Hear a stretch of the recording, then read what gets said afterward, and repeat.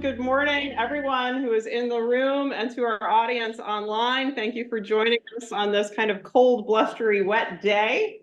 My name is Heather Miller Rubens. I'm the Executive Director and the Roman Catholic Scholar here at ICJS, and delighted to welcome you for today's program discussing the founding Executive Director Chris Leighton's new book and memoir, A Sacred Argument.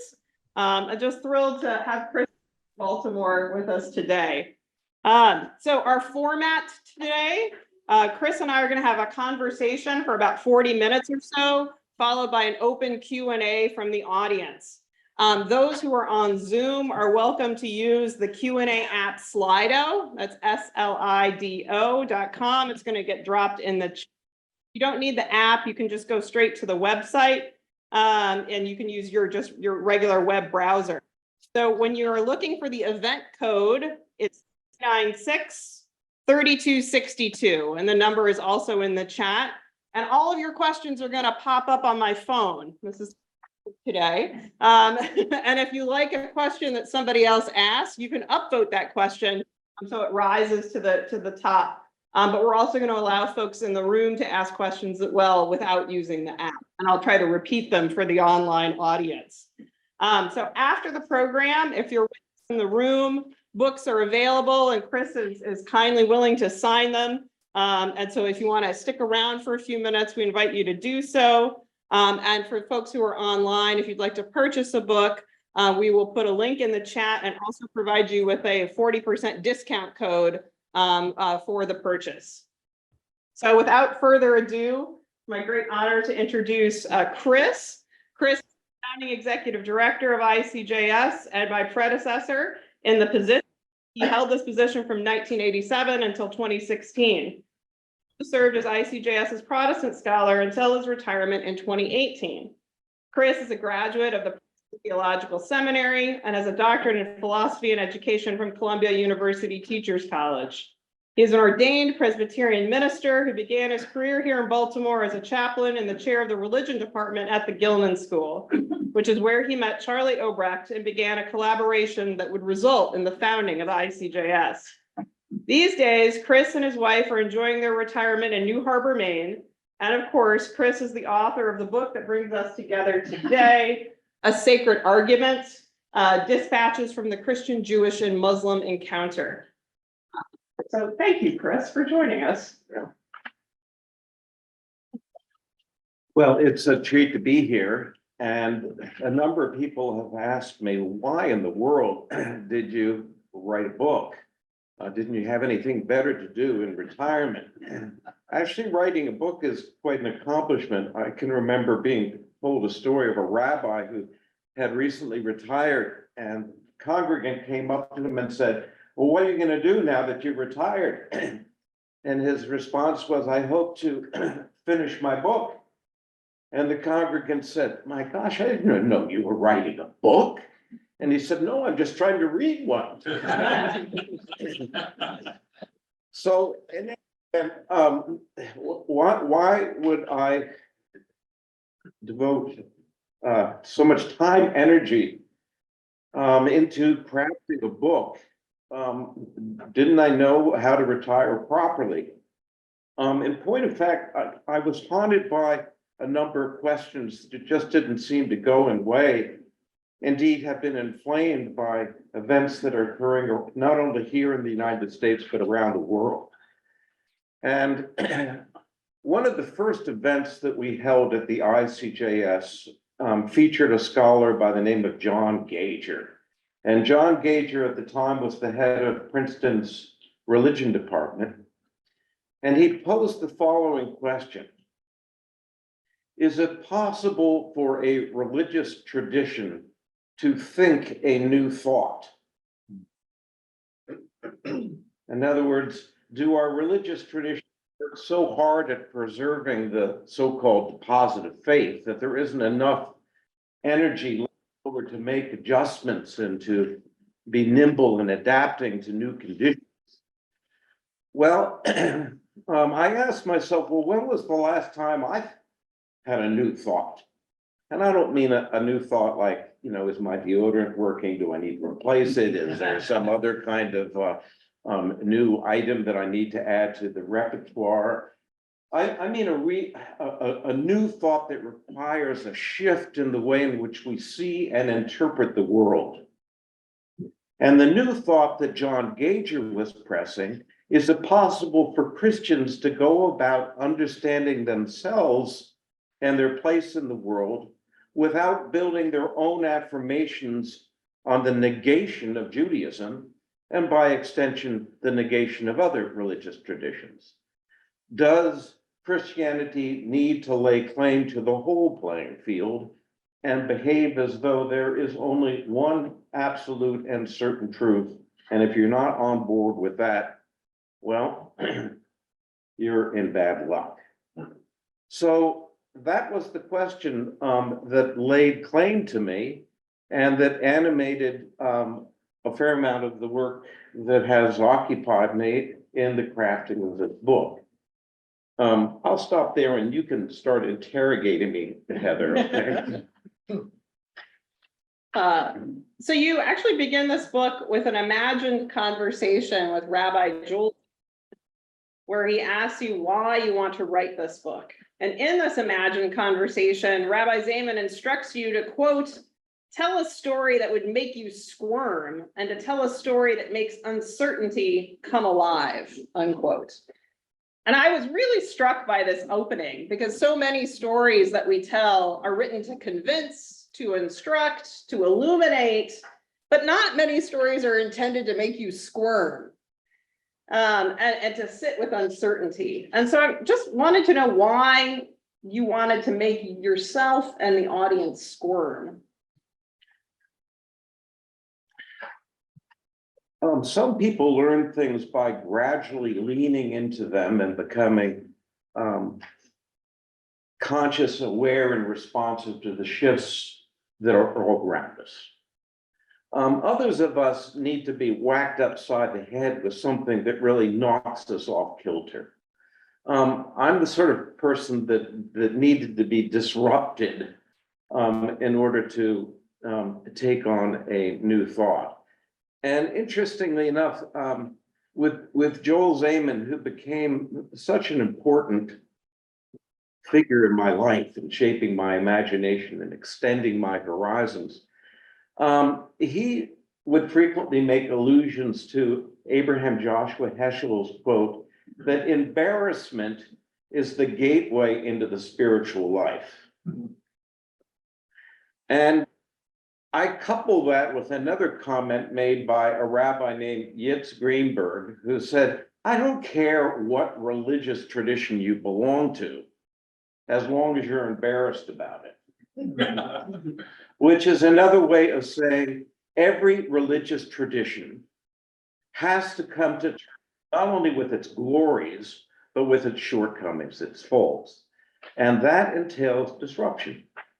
It entails interrupting the normal patterns of thinking and grinding up the world and making sense of it.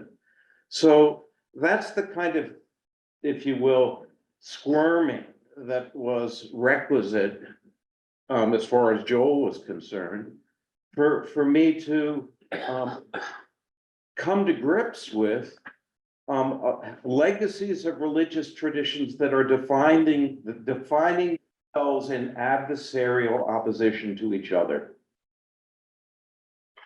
You mentioned Rabbi Joel Zaiman a lot in this book, and he is a sort of, like you said, an animating force in your life and in the life of the ICJS. And I'm wondering if you could tell us a little bit more about how you friends and reflect a bit on your friendship. So it so happened that my wife, Betsy, was studying art at the Maryland Institute College of Art, and she was in a class with, of all people, Ann Zaiman. So the two of them, without knowing anything about what her husbands were up to, became very close buddies. And then it so happened that Ari, Joel's son, was studying at the Gilman School, and Ari was subjected to taking my course in the study of Hinduism and Buddhism. So Ari's coming home and talking about what he's learning in this course with Reverend Leighton. And Joel thought, well, I think I need to meet this man who's filling my son's head with these strange ideas. And so Joel and Ann invited us over for a Shabbat dinner. And while we were having dinner, Joel immediately started by saying, you know, skip the small talk. What are you reading? What are you thinking? What are the biggest challenges you're facing as you try to engage and connect with young people? What keeps you up at night? Why can't you sleep soundly? I don't know how he knew that, but maybe it was the bags under the eyes, but he knew that that a job as working in a school where so oftentimes your students come perfectly disguised as empty chairs. This is a challenge to stir them up. So in any case, Joel was interrogating me, pressing these hard questions, and he was so animated that he knocked over a glass of wine that was right next to him. And in his infelicitous manner, he said, "Jesus Christ." And then he looked at me and all the blood drained out from his face. "Oh, I am so sorry." And I said, it was an event that called for an invocation of the divine. And Joel burst into laughter. And at that moment, I knew there was going to be a very special connection. But we met together on such a regular basis. And he was the one that not only told me to talk with my mouth full of food, which was a skill set that I hadn't learned in my Presbyterian household, where the core and decorum sort of took over. But his conviction, of course, was that the fastest way to kill a conversation is to move towards agreement. The biggest compliment I can pay you is by pressing you and challenging you to make a move in an unexpected direction. So he did that over and over again for more than 40 years. And we can get into some examples of that later on if we want to. Yeah, well, I'd like to sort of keep in this space, because again, the title of your book is A Sacred Arguments. And you talk about learning about this term, this concept of machloket from your rabbinic colleagues, including Rabbi Zaiman, which you translate as sacred arguments. And there's a way in which the work at ICJS is sometimes framed as being dialogue. And I'm thinking that there has to be a sort of creative tension between an argument and a dialogue in a lifelong friendship. And I'm wondering if you could maybe riff a little bit about that creative tension between an argument and a dialogue. Yeah, when I first came and was getting to know Joel, he almost immediately said, "I have no interest in dialogue." I mean, none. I said, "Well, why not?" He said, "Because dialogue, the way in which it is normally played out, is a quest for consensus, agreement. And the underlying assumption is, we're all nice people, and we might have some differences, but really when you boil it down, we're all interchangeable. You know, we're all human. We all put our, clothes on the same way." So as far as Joel was concerned, dialogue was a tepid exercise in narcissism. You look into the mirror and imagine that you're actually talking to somebody else. So Joel's conviction was, if you're going to get to know somebody, you have to be willing to engage in a sacred argument. A sacred argument being a different kind of argument than the ones that we're accustomed to by watching the shenanigans that are going on in Washington, D.C., where you have combatants lining up against each other, and your challenge is to take down the opposition. Most debates end up with a winner and a loser. But a sacred argument is an argument where you learn to see the world through the eyes of the other, where the person with whom you disagree ends up being one of your best teachers. And a sacred argument that moves in that direction is an argument that opens up the world and expands one's vistas enormously. To sort of build on that point, we live in a fast-paced culture. We live in an online culture. We live in a culture that really doesn't value or sit with complexity for any length of time, and really does avoid hard conversations. And your book really drives home the point that sort of transformational interreligious dialogue work, interreligious argument work for the sake of heaven is kind of countercultural, right? It's slow work, it's patient work. It requires resilient relationships that can withstand these types of hard conversations. And it requires a certain amount of courage and as well as humility in order to enter into that space. Has this kind of countercultural dynamic always been true at ICJS, or do you think it's sort of more exacerbated in this kind of move to an online, non-dialogical sort of pronouncement culture? When the ICJS began, we did not move directly into dialogical engagement. We didn't bring Christians and Jews necessarily to the table right away. And the reason for that was because we felt that there was a great deal of homework that needed to be done in the Christian communities. And what was that homework? Well, Father Edward Flannery once noted that the pages that the Jewish community has committed to memory in terms of understanding the way in which Christianity has cultivated an aptitude for contempt for Judaism, and the history is it's loaded with carnage. I mean, it's a heartbreaking story of how a tradition that has an extraordinary gift and a sensitivity for beauty and truth and community, a capacity for wonder. How can a tradition so rich somehow get skewed and moved in a direction that can prove deadly?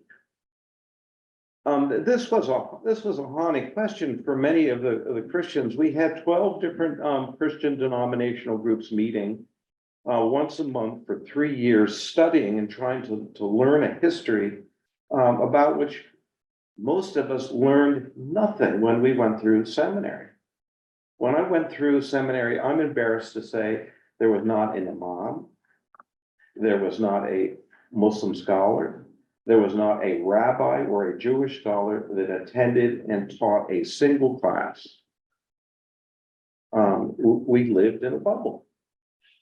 We as Harold Schulweis said, seminaries do an extraordinary job of preparing their graduates to live in a world that doesn't exist. And so it's precisely that need, if you will, to deal with a history about which very little, if anything, was taught, that led a number of folks initially to say, look, you're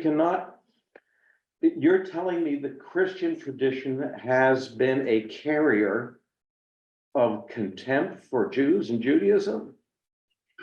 And this was a shock. There was considerable resistance.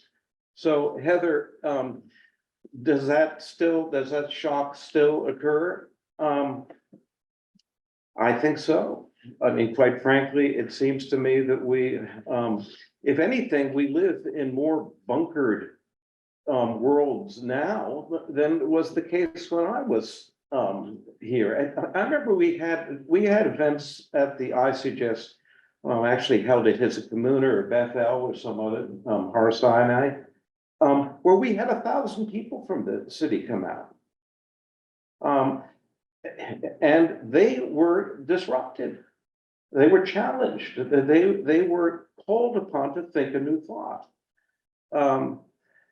We have a few folks online, we have some folks here, but it's very hard to put together programs and initiatives that gather together people with a wide array of perspectives, where they actually cultivate this ability to have a constructive disagreement.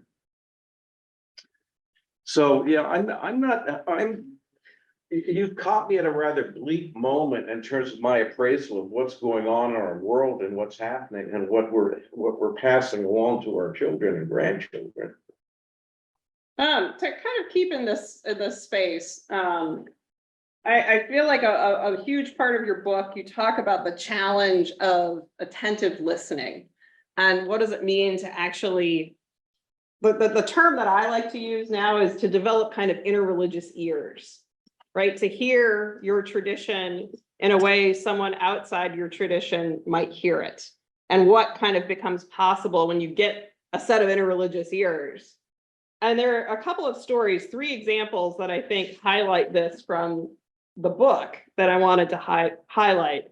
And it's a particular task for Christians to develop a different set of interreligious ears. You talk in the sort of opening pages about O Come, Emmanuel. And what does it mean to think about the lyrics of this beloved Christmas hymn as supersessionist, as making an argument of Christianity over and against Judaism. And the reality of talking about it, and then a call from the audience to actually sing it. And what does it mean? And so folks breaking into song, and for the Jewish folks in the room to see the troublesome text, but also to hear the beautiful music. And so then appreciate why it's sometimes hard for Christians to look at part of your liturgy, part of your music, part of your tradition, and say, oh, is this actually advancing a harmful idea?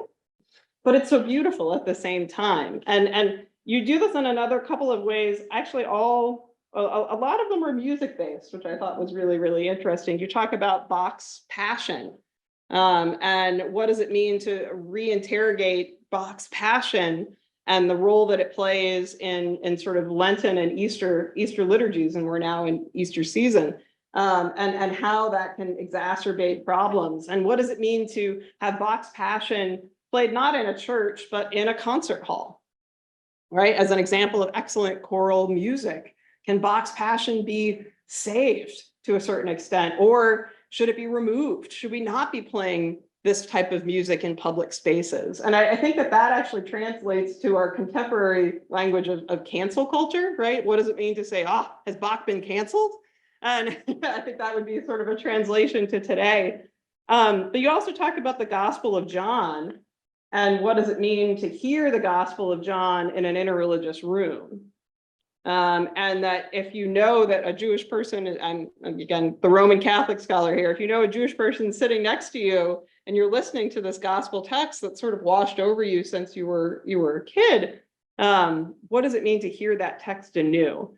And I think that these questions about kind of cancel culture, can we save our texts, can we save people or our traditions, are still live ones. And I'm wondering if you can riff a little bit off of that. But don't take your call, though. I'm not going to. It's from the Atlantic Veterinary. Well, I must say, this event that we held actually was at St. Mary's Seminary with Paul Alexander. Paul Alexander was a trained Royal Shakespearean actor. And he knew how to perform.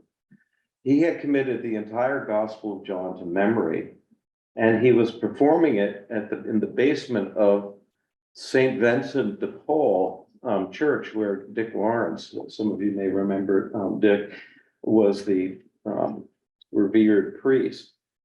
So I went to hear this performance, and on the one hand, again, you have this collision of feelings, this strange constellation of emotions to navigate. On the one hand, being exposed to something exquisitely beautiful and poetic and narratively potent. And at the same time, messages that are jarring and that stir up a perception, particularly of the Jewish people. The Jews are mentioned 72 times in the Gospel of John, and the overwhelming majority of those references are very polemical. They're hard. They're hard to absorb. So after the performance had taken place, I managed to track down Paul Alexander to have a cup of coffee with him. And I said, have you ever performed in front of a Jewish audience? And he said, no. He said, do you think there would be a problem? I said, well, I think it might be hard to digest some of that material with a Jewish audience, but would you consider coming back to Baltimore and performing once again, but this time to a group comprised of an equal group of Christians and Jews? And we will have some scholarly commentary that will provide a sense of the historical context. We will have some rabbinic responses that talk about how within the Jewish tradition, how they neutralize polemical texts, and see what happens. So he was game, and he came and he did the performance. And here you have a group of Christians and Jews, many of whom were dear friends, sitting next to each other. And you could hear this, talk about squirming. I mean, people were wearing holes in their pants from the way in which they were moving in their seats. And again, at the end of this presentation, after Daniel Harrington had provided some sense of the historical context, Rabbi Loeb got up. Rabbi Loeb, I think, was the most gifted orator that I ever heard in Baltimore. He was just extraordinary. And he talked about the need to surround a toxic text with commentary that would soften, mollify, if not neutralize, the polemical edges, blunt them. And he said, for example, during the Passover celebrations, which are fast approaching, the Haggadah has a recognition that when the Egyptians were drowned in the sea, as the Hebrews were escaping in their enslavement, the waters descended on them, and the angels cheered for the victory. God silenced them and said, "These two are my people."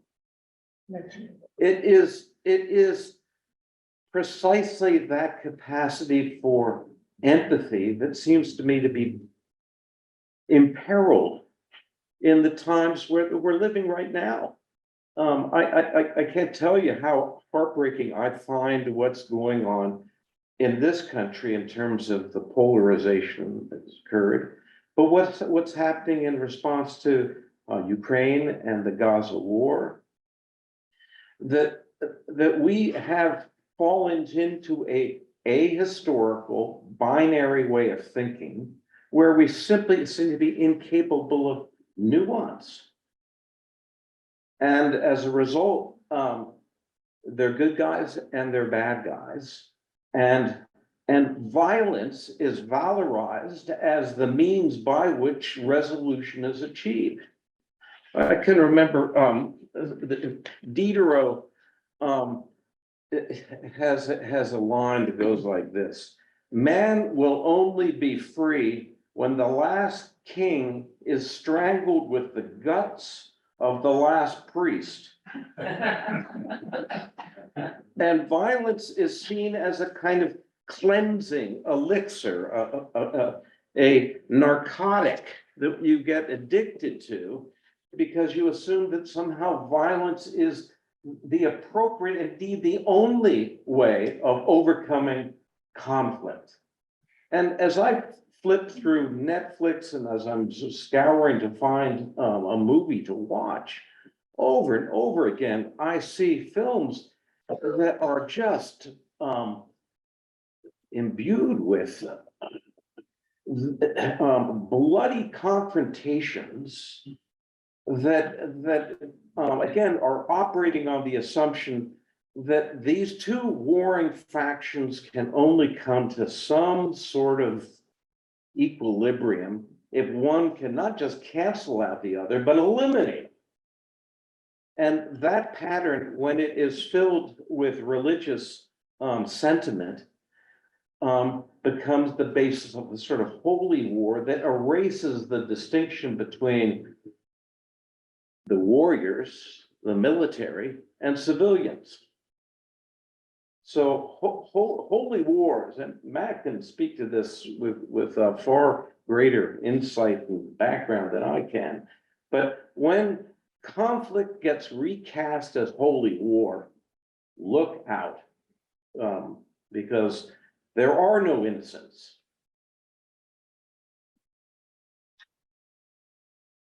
I was thinking about our mission statement, actually, here at ICJS, which is to dismantle religious bias and bigotry. We build learning communities where religious difference becomes a powerful force for good. And the language of force, particularly when we're thinking about this right now, in this current moment, and the place of power and violence. I think you're touching on something really interesting here that I want to spend a few more minutes on, because I'm not entirely sure that all interreligious projects are inherently pacifist projects. And even the title of your book, right, that this is an argument, that there is a space where it's like, no, this is the world that I want to say, this is the world I want to live in. And I think here at ICJS from the beginning, we had a vision where sort of Jews, Christians, Muslims, people of all religions and no religion are building a shared community together and bringing their full spiritual selves, religious selves into the conversation. And there are a lot of different people who don't really want that world, right? There are folks who are afraid that Islam is not compatible with America, right? And that's an Islamophobic trope that exists. There are folks who right, are anti-Semitic tropes about Jewish power and Jewish control are rising right now. And it comes out of a fear of, well, what does it mean to have Jews and Muslims participating in American life in a robust way and bringing insights and wisdom from Jewish tradition, from Muslim tradition into the public conversation? What does it mean to have folks who have different worldviews build a community together? And sometimes that seems so utopian in its ambitions that it's almost impossible. And I'm wondering if you could sort of go back to the beginnings and talk about the challenges or the obstacles that really were against ICJS when it was founded. Are they similar? Are they the same? Well, when we first began, I mean, the beginnings, you have no idea what an implausible project this ICJS was. This remarkable conference had taken place. Charlie, Floyd, I bet you were involved. There were just a number of religious and academic and corporate leaders that came together to have Baltimore sponsor the 9th National Workshop on Christian-Jewish Relations. Unfortunately, at that juncture, we didn't have the scope and the wisdom to recognize that if you're really going to engage Western culture, Islam needs to be right in the thick of that conversation. But be that as it may, it was an amazing event that led to a decision on the part of a number of people to say, you know, the trouble with conferences, everybody gets lathered up and excited for a couple of days, and then they fall back into the same routine and nothing really changes. So the genius, I think, of what transpired here was that we need to establish an organization that will make sure that the questions do not dissipate after a couple of days.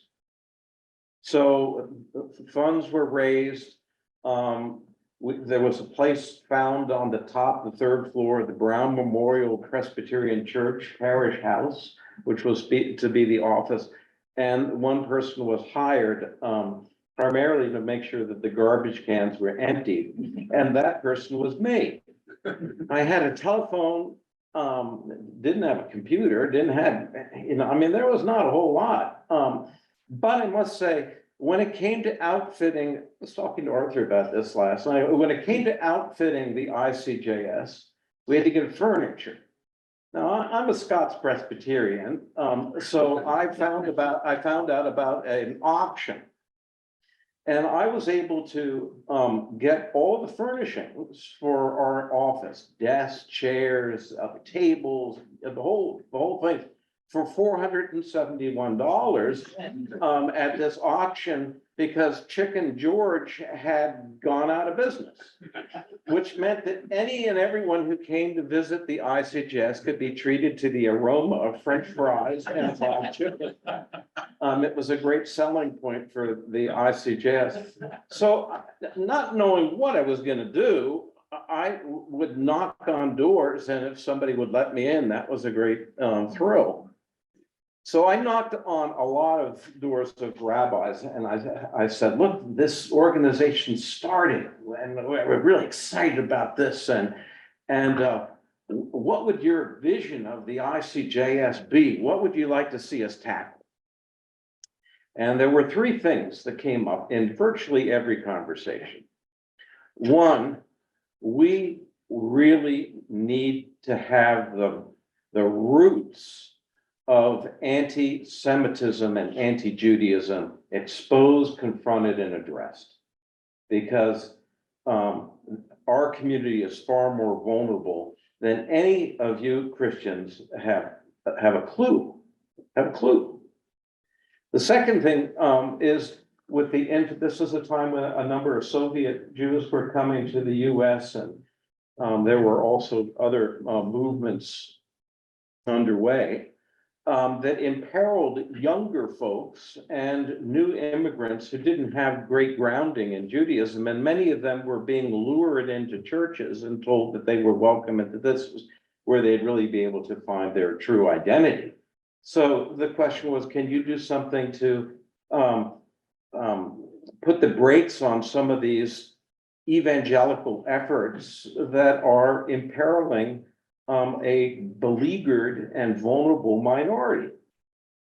And the third area, so germane to this moment in history, is what we really are concerned by the way in which Israel is presented in Christian journals and the press.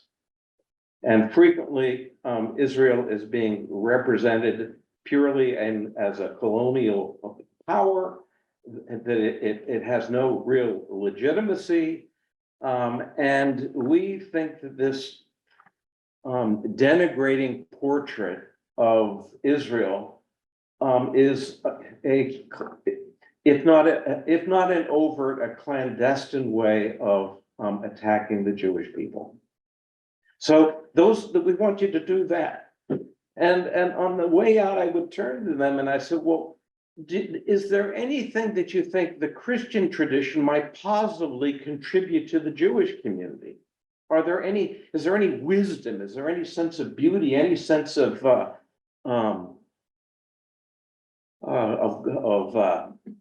wonder that might inspire Jews in a constructive, creative way?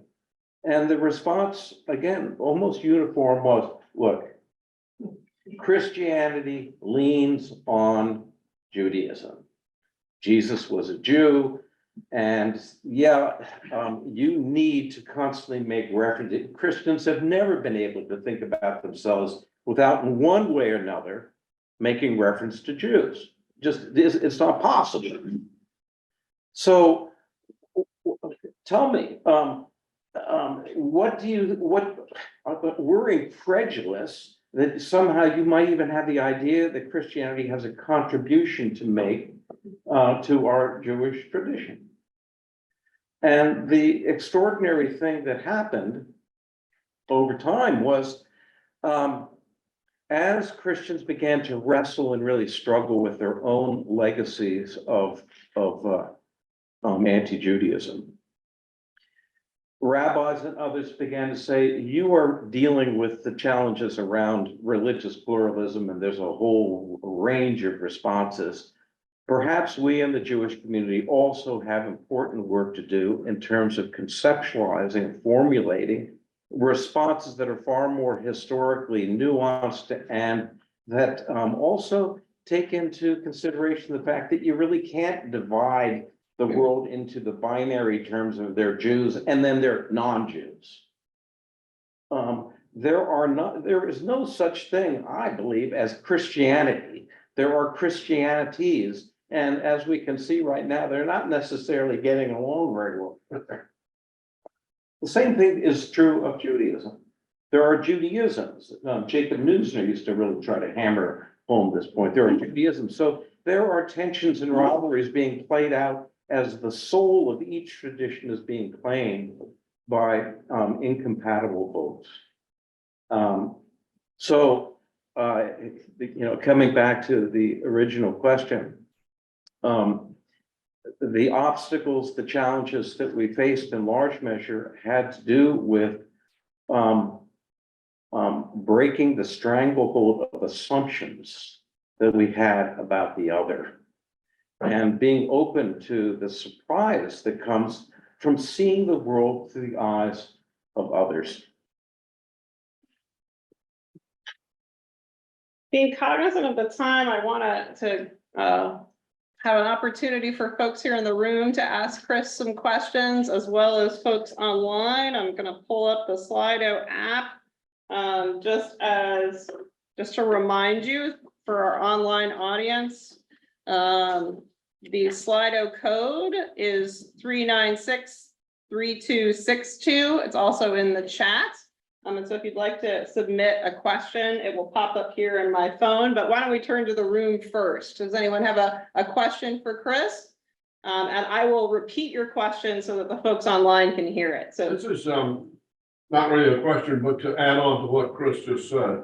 One of the things that we did early on was text study, a very Jewish way of looking at things. And it wasn't a one-shot deal. Remember, we studied the book of Job for an entire year? Yeah.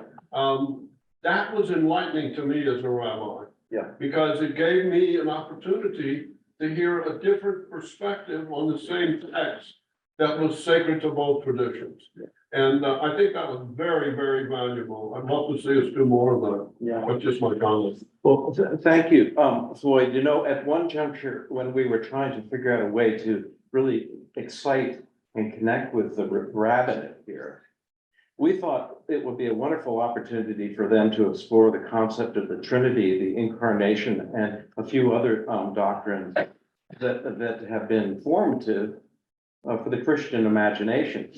And we discovered that and we had some brilliant theologians come and, go through historical analyses of how these doctrines and ideas took shape. And we discovered that they had great soporific properties for the Jewish community. I mean, they were all, so we said, well, what would you like to do? I mean, what would be worth our time and effort? And the response was, well, this systematic theology is stuff that doesn't come naturally to us. But what we do is we read, interpret, and we wrestle with text. So let's get some text and see what we do with them. And the Job was a really interesting example, because what happened, we wanted to hold in one hand this very difficult text, complicated text. But on the other hand, the question that we were asking was, over and over again, as clergy, we are called upon to visit families that are dealing with a dying person who are caught in the throes of dreadful grief and who are suffering. So is there any way in which the book of Job might illuminate or help us frame the right questions? Or does Job in some sense articulate the wrong questions? and shape the difficult, counterproductive orientation. So this was what we spent a year trying to come to terms with, and there were really spirited exchanges because of the diversity of the participants. Yeah. That's great. Yeah, we got another question from here in the room. Chris, beyond the monumental task of ICJS, the mission and all you work with, you ever see a time where we can extend such conversations to other faiths and other religions? I'll tell you a quick story about Mark Loeb. So Mark, I was the chaplain at the time at the Gilman School. And I was teaching Hinduism and Buddhism to 10th graders and philosophy to seniors and the book of Genesis to 6th graders, roaming through the lower school, pulling legs and spinning yarns. There was a 7th grade Bryn Mawr girl whose mother had died of cancer. And I got a call saying, would you be willing to come over and talk to the students in this class who are really struggling? And they want to know how they can be a friend to somebody who's gone through such a terrible experience. Can you help with that? I said, I'll do my best. Well, we're also bringing a rabbi to join you named Mark Loeb. And so the two of us were talking, and Mark really knew how to engage the people that were right in front of him. And I was, off in the clouds, drawing on different theories of how Hindus and Buddhists and others respond to pain and suffering. And I thought it was extraordinarily eloquent and comprehensive in my presentation. And so there was a girl who raised her hand and said, is it possible to be not just a Christian, not just a Jew, but to be a Christian, a Jew, because they all sound really fascinating. And I was thinking, well, that's a good one. That's a question worth entertaining. But Mark's response was, it is hard enough to belong to one community, much less 2, 3, or 4. My encouragement for you is to find your roots and make sure you are firmly planted there. And from there, you can reach out and engage and connect with others. It is an enormously complex task to get a coherent interplay between peoples of 2 different traditions, much less 3. And for a while, we weren't sure how we were going to do this vis-a-vis Islam. So we're still, I don't know. I think the way in which the ICJS has evolved and grown and progressed beyond my day is exemplary. But as I was leaving, we were still trying to adjudicate some of these tensions and conflicts about finding a way in which it wouldn't just be that Muslims now have a chair at the table, but a real sense of belonging and a sense of centrality to the whole enterprise. Now, how to do that with all kinds of other religious traditions? Frankly, my greatest anxiety has to do with the growing numbers of people that think that religion is all a bunch of nonsense and they want to just blow it off, and they see religion as some kind of antediluvian obsession that a mature person ought to be able to outgrow. And this rugged individualism that keeps being played out over and over again. It seems to me that the more liberal segments of our culture, what you might call progressive, have ceded religious discourse to those who are advocating some pretty scary policies and practices. I don't know if you read the New York Times piece yesterday on the Church of Trump, but there's no question that there are growing numbers of folks that are being inducted into a religious cult that I find inherently incompatible with anything I know about Christianity. and antithetical, of course, to so much within Islam and Judaism.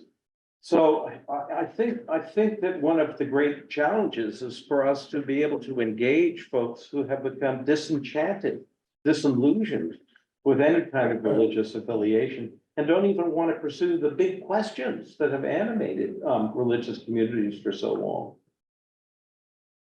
I could actually add a little bit more to that about sort of the current work of ICJS before we kind of move on. I think it's really important to not demonize and exclude those who are religiously unaffiliated, and to sort of really include them in the work of ICJS. And we've really tried to do that in the last couple of years, particularly in our expanded work with high school teachers who are in public, religious, and private schools, and who are in the nonprofit and civic sector. Because, you know, Pew in 2020 came out and said, you know, for the first time since they've been keeping track of these things, less than 50% of American populations now belong to a house of worship or a congregation. So just in the last sort of 15 to 20 years, we're seeing a huge sea change in what religion in the United States looks like and how it's sort of showing up in institutionalized forms. And we have a lot of amazing people at ICJS in our fellowship programs, in both the teachers and the civics. Ooh, we're losing lights here, folks. So hopefully we could stay with our online audience here. In those spaces, who would identify as a religious nun or a religious done, right? So nun being, if you're in the census, you're checking off, what's my religious affinity? Oh, I'm none of the above. Done are people who were raised in a tradition and then walk away. And my experience with talking with a lot of those folks is not that they think that religion has nothing to offer, but they see and have experienced religion as actually being a harmful force in community, and have been hurt by church, hurt by mosque, hurt by synagogue in some profound way. And so they want to deal with the toxicity that's within religion and sort of also rescue the good parts of religion at the same time. And so this is a group that I think is core to the ICJS, and is certainly part of our programs. So I see a couple other hands. I see Tim, and then I see Jason. There's a question for both Chris and Matt. Is there any way in which Christian nationalism is asking a question that makes you squirm, that is embarrassing to you? I'm not talking about the horror that anything like Christian nationalism could be happening in our beloved country. I'm talking about the substance. Going back to what Joel asked you, is there something in the substance of Christian nationalism that it makes you squirm? Well, there's plenty that makes me squirm, but I must say the one statement that really jolted me, that Trump made, was when he said, "I am your retribution." And the idea, again, that what one needs to do is to take out one's opponents.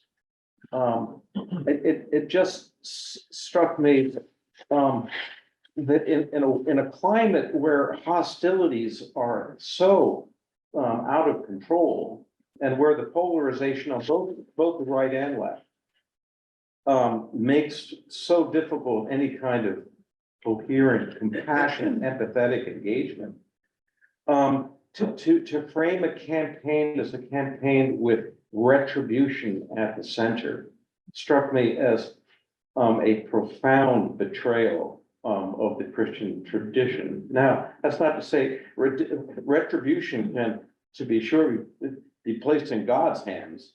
I get very nervous when the work of retribution is claimed by any political leader who can then harness both civilian and military power behind it. And religious power. And really, well, it's animated by that religious messianic claims that are being played out. The idea of I am, when God identifies himself as I am who I am, or I am the way, the truth, and the life, that the I am is a loaded, charged phrase. And so there is much about those sorts of claims, Tim, that really, again, strike me as toxic and destructive to a civil society. Matt, I'm sure has some thoughts on this too. It's not my event, but I live in a state of perpetual embarrassment these days with how my fellow Christians are acting, how they're thinking. There was a group of Christian nationalist leaders and intellectuals who held a conference last month with the title Blueprints for Christendom 2.0. Christendom is, of course, the realm that is controlled by Christian empires. And they're not calling back to nothing. Right? Christian supremacy has a long and dark history, and it's resurfacing. And so I think it is a moment of reckoning for American Christians to think about the toxicity that we have tolerated for a very long time in our tradition and the great danger that poses to others. Thanks. And I think to build off of that, I think what makes a lot of other people squirm is when we say, right, there's a move to say, well, those folks aren't real Christians, that they're co-opting or using the sort of true Christianity in a political way. And I think we have been consistent in saying, no, they're drawing on Christian traditions. And so other Christians need to sort of interrogate and examine those. So the folks who sort of are holding the flag of Christian nationalism are also Christians. You can't just exclude them and say they're not Christians, that's a mistake. And that makes a lot of people uncomfortable because they want to push them out of the conversation and push them out of Christianity. It's a rhetorical trope that was used in assessing the post-Shoah world, where there were many folks that were coming back, and the question was, how could these Nazis have been lubricating greasing the machinery of genocide? Well, they weren't real Christians. They were baptized, but they weren't real Christians. That was the response. Well, that's a total failure to take responsibility. So Jason, we have 2 more questions, and then just cognizant of the time, we'll wrap up. Yeah, this is a follow-on to what Floyd had said. I still remember the text study session when we were at Kizikamuna, and one of our colleagues expressed an opinion, and Joel Zaiman said, but where do you get that from the text? Right. Yeah. Which I always loved about it. Yeah. It seemed 15, 20 years ago like scriptural reasoning had a lot more of a future, but I read a lot less about it. I see a lot less. I see fewer programs. Yeah. There's not much of that going on around ICJS. What do you attribute the kind of decline or disappearance of that initiative to? No. I'm not sure I can speak to that. But I must say that some of the most joyful moments that I experienced during my time here was when we were wrestling with sacred text. I can remember Joel saying, there are lots of ways in which people can pray, but the most powerful prayer that I experience is the prayer that takes form in the process of studying a sacred text. And there's you, there's the other guy, there is the text, and there's a presence beyond just the players that are visible. And I found that to be very much the case.